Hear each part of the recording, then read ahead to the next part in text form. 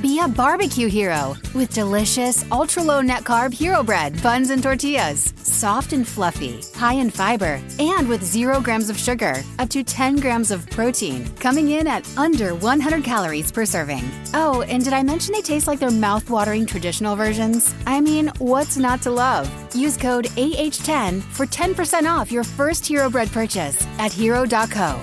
That's AH10 for 10% off at hero.co.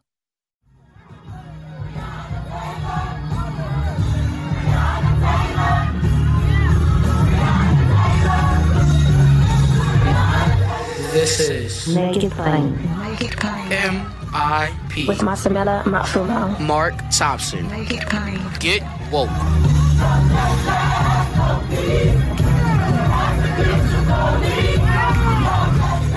As many of you know, we just celebrated the 56th anniversary of Bloody Sunday in Selma, Alabama this past Sunday, and everything was virtual. It gave us an opportunity to hear from a number of newsmakers. We want to share some of those conversations with you as they were broadcast live on the virtual.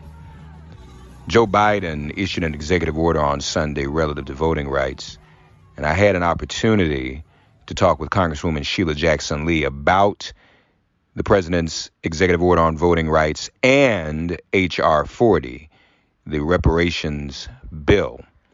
And so we'll hear Joe Biden address the Selma community and address the 56th anniversary of Bloody Sunday, and then hear Congresswoman Sheila Jackson-Lee's reaction.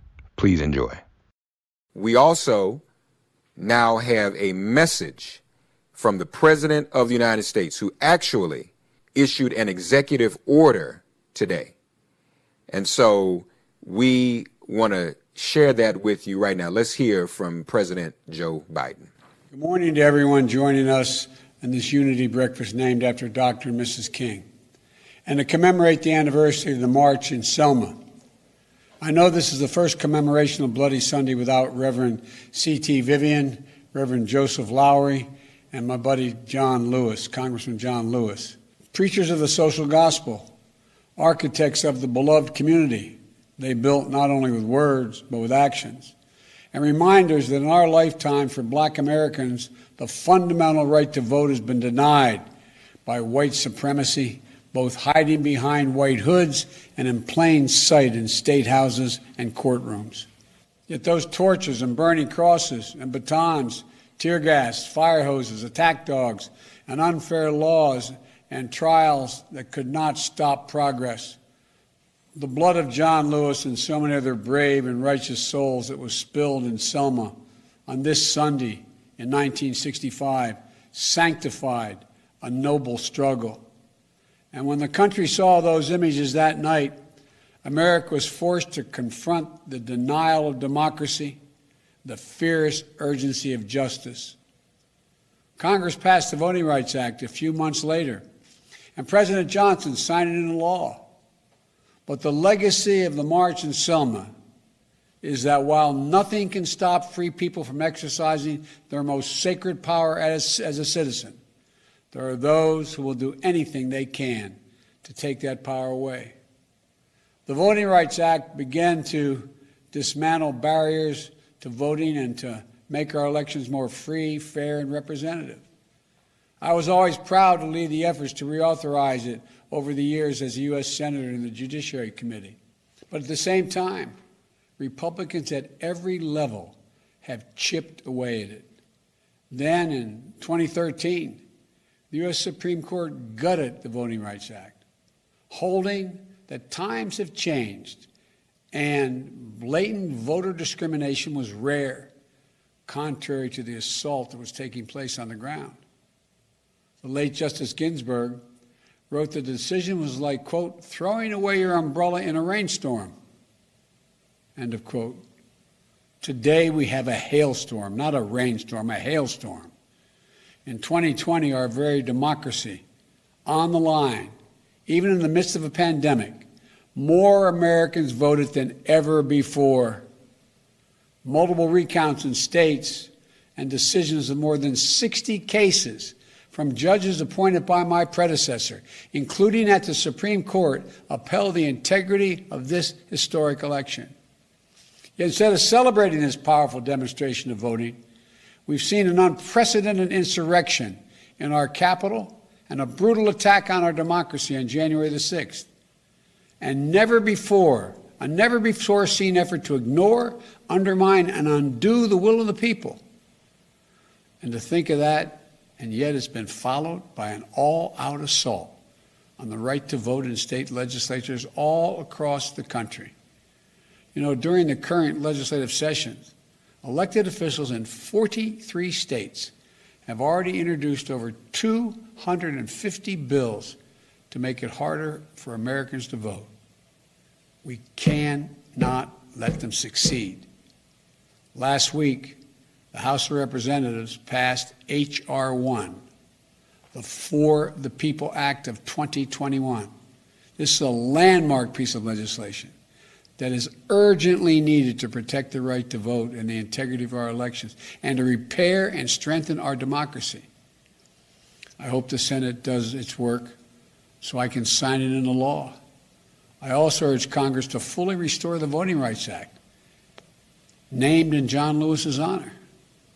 Today, on the anniversary of Bloody Sunday, I'm signing an executive order to make it easier for eligible voters to register to vote and improve access to voting. Every eligible voter should be able to vote and have that vote counted. If you have the best ideas, you have nothing to hide. Let the people vote.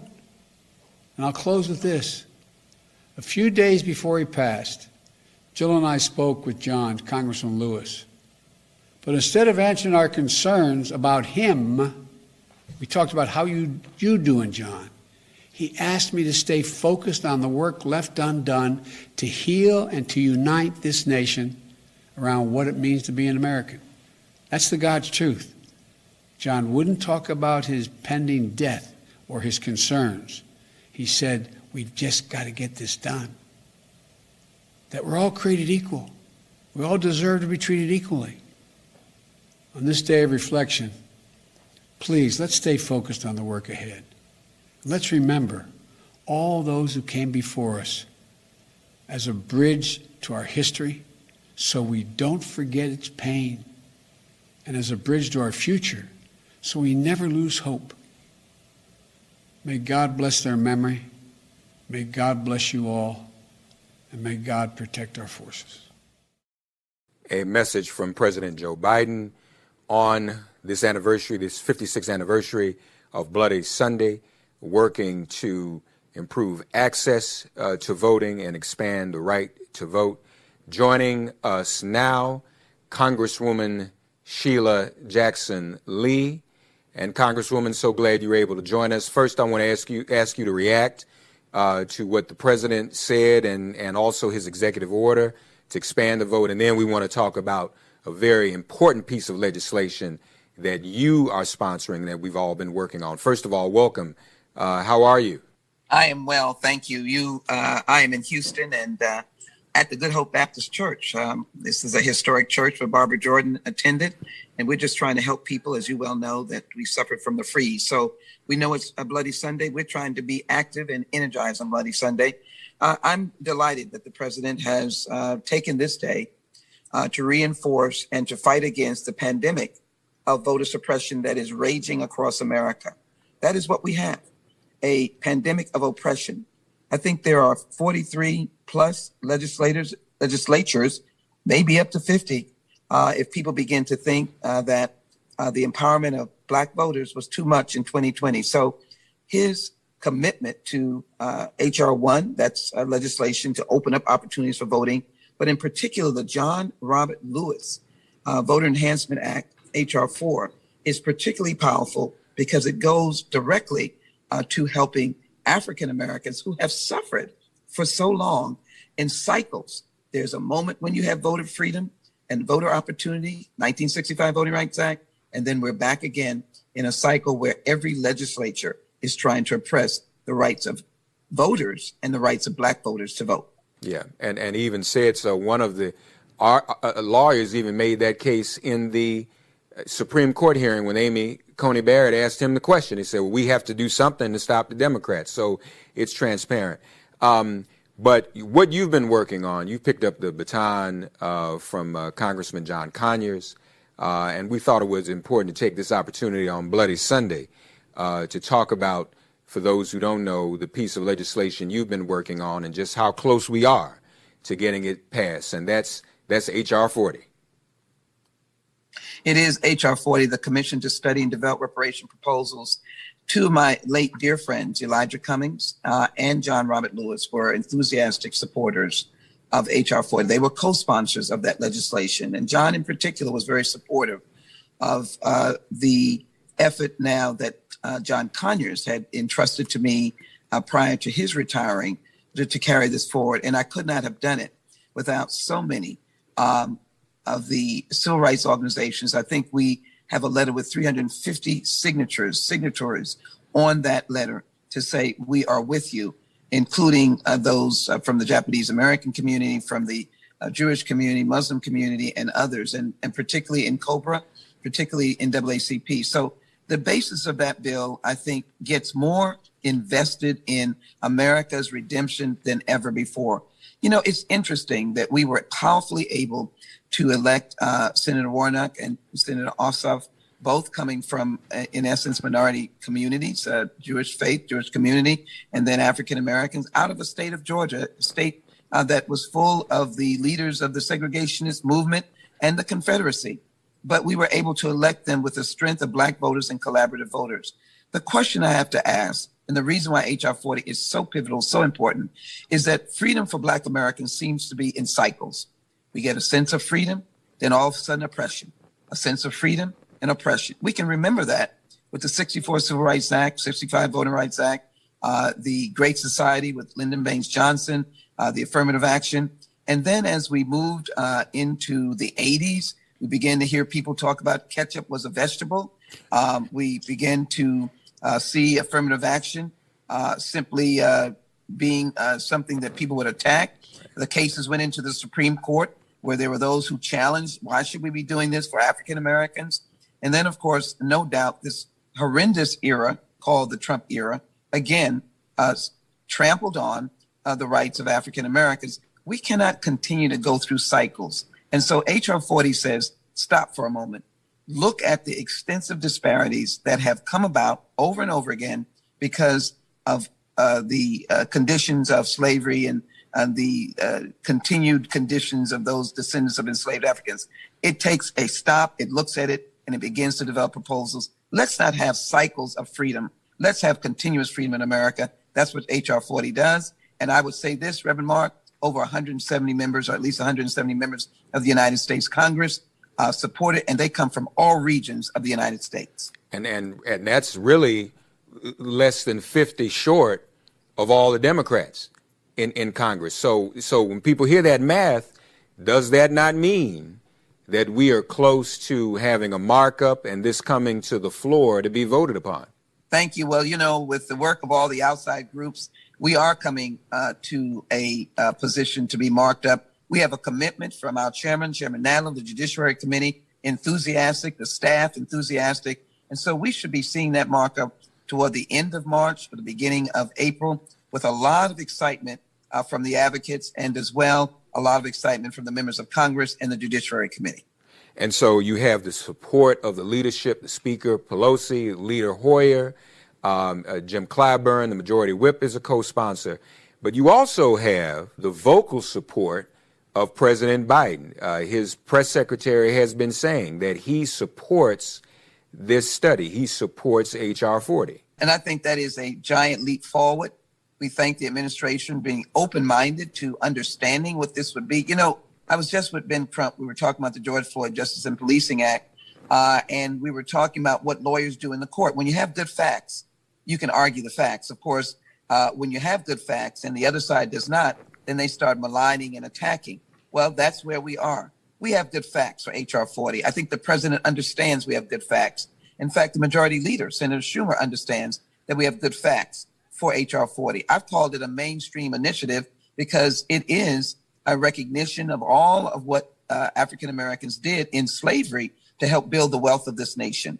The former president of the United States, President Barack Obama, said that the question of reparations justified just simply on the question of wealth inequity. What we want to do is just not speak from the hip. We want this massive effort to be done effectively by a governmental commission appointed by the leader of the Senate, the Speaker of the House, and the President of the United States to make a difference and work hard to make the facts known. And then we can have solutions that, of course, the legislation does say develop reparation proposals. So we're not going on a wing and a prayer. We're going on facts. We ask America to accept the fact that we're better as a nation when we heal, when we repair, and when we do it together and we do it as factually. I think that is what my colleagues who've co-sponsored this, that is what they believe in. I am so excited, but so impressed, so moved by their willingness to co-sponsor this legislation that has moved us to a markup, and then to have the President of the United States indicate, his staff indicate their support for the thesis of this particular legislation, the basis of this legislation. And on Bloody Sunday, it is an appropriate conversation because those soldiers on the battlefield in 1965, and when I say that, foot soldiers, many of whom are unnamed, and I'm supporting an effort. I know my colleague worked so hard, Congresswoman Sue, an expanded effort to get all the names of those individuals, even though we honored them before. But the point is, that means we're going in cycles. Yeah. They were fighting for voter opportunity. That was 1965. Yeah. It is now 2021, and we're fighting against the pandemic of voter suppression. That's why H.R. 40, the commission to study and develop reparation proposals, is so crucial, because we dig deep into why the continuing disparities impact on African Americans in this country. Voting, education, healthcare, COVID-19, the criminal justice system. That's what we think those who are supporting this legislation finally recognize we should do.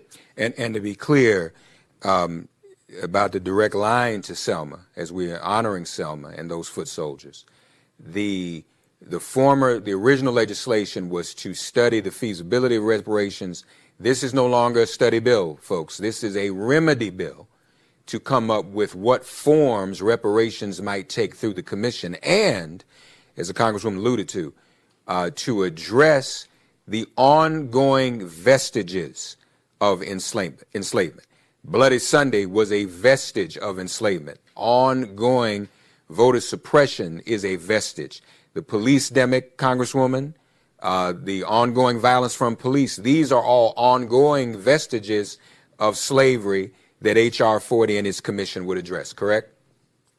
Oh, you are absolutely on point, Reverend Thompson. You are, I guess I'm always calling you Reverend Mark, so please forgive me. That's right. But you're absolutely on point. It is, and this is to sort of expand on people's understanding. Why do these continue to happen in cycles? Yeah. And you have evidenced what we are facing. We're now in 2021. What are we facing? Voter suppression. What are we continuing to face? The police misconduct that seems to fall unfairly and heavily on the backs of Black men in terms of, and Black women, Sandra Bland and Pamela Turner and Breonna Taylor. And of course, George Floyd, whose trial is beginning. Our families were together, and I say our families because I consider them such. We were together yesterday, pushing forward the value of the George Floyd Justice and Policing Act, but giving them comfort as they go forward to Minneapolis to begin this process. So you have to ask the question, why does this happen over and over again? Some people will have answers that will disparage African Americans, but those who have the facts, which is what H.R. 40 is to do, they will understand that there's something that happened that continued this disparities, and it is something that was governmentally sanctioned, and it is appropriate for the government to be able to address it. Not our neighbor, not my coworker, that some people say I had nothing to do with it. It is a government response that must occur, and that's what H.R. 40 does. It is a government response to the foot soldiers in Selma to respond, to empower us to vote and to stop continuing these cycles of voter suppression. How much more can we take? We win in 2020. We vote legally. We vote the right way. We vote in large numbers. We made an historic statement in 2020, Reverend Mark. You know, the largest number of Americans to ever have voted. And President Biden got the largest number of votes ever of any president. And so why are we being punished? And that is a continuing disparity that laws continue to be allowed to undermine the life of African Americans in this country. And I say this, when you lift the votes of African Americans, right, you lift the vote for all people. You give voting rights to everyone. You give health care to everyone. You give better education to everyone. That's what we've always done. That's what we'll do at HR 40. Everyone will be able to be helped in this commission by way of the work that will help African Americans, and we'll churn the economy and be able to do many things to help America. HR 40 in the House, companion S40 in the Senate. And I know, Congresswoman, you want me to ask everyone within earshot and eyeshot to get in touch with their members of Congress and ask them to co-sponsor and support the reparations commission bills in both houses. We want to thank you for being here with us. You've always been a part of Selma, too. We didn't want to leave anybody out. So even though we're virtual, we're all still a part of it. We thank you, Congresswoman. I'm delighted. Thank you for your kindness. Just as they can see, I'm in a car outside of Good Hope Baptist Church. I said where Barbara Jordan attended, but we are trying to help folk from the freeze, and a lot of them are coming out of our community. Thank you so very much. Good soldiers, we love you. All right. Love you too, Congresswoman. Take care now. All right. Bye-bye. Thanks for getting woke and listening to Make It Plain. Please remember to listen, like, subscribe, and wherever you get your podcasts, please give the show a 5-star rating. And please do spread the word. Let's all continue to pray for each other during this pandemic and this police-demic. If all hearts and minds are clear, it has been made plain.